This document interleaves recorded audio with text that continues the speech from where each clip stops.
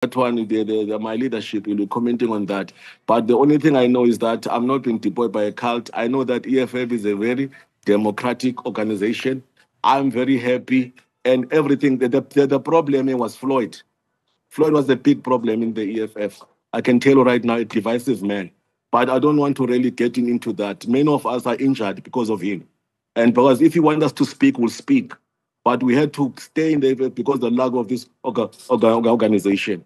I'm gonna leave it there because I just say good luck to him. But I'm in a perfect organization. I'm very happy. Whatever things that I mean in the EFF, we when we are there, I mean, you have some issues. They get debated. I mean, the whole day. If there's an issue, we debate on that issue. And I know that the top six will be there listening and everything. And all the position that we've taken, they'll be in the municipalities, they'll be everywhere.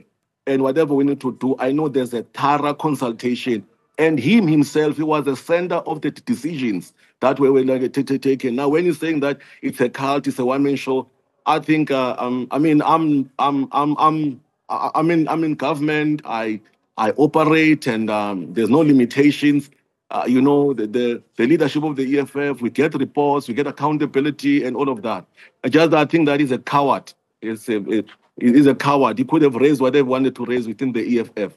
But I would really, that is my personal view. But I mean, I'm in government. I know that the leadership will be conducting on that. But I know that EFF is not a cult at all. It's a very democratic organization. All you need to do in the EFF, you must work, and then you must account with the work. You must be serious about your work in government and in politics. When you're given a task, you must do the task.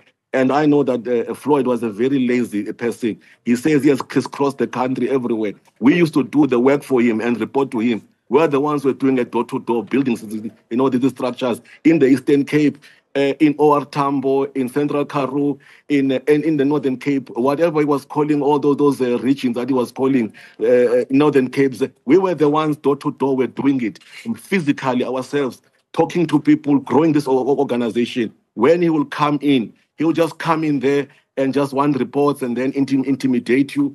After that, he just disappears. You tell him that, look, Chief, I don't have anything, any fuel or any place to sleep. He'll just laugh at you and leave.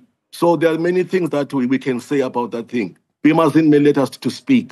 But, we're just saying that we're just listening. We were fine.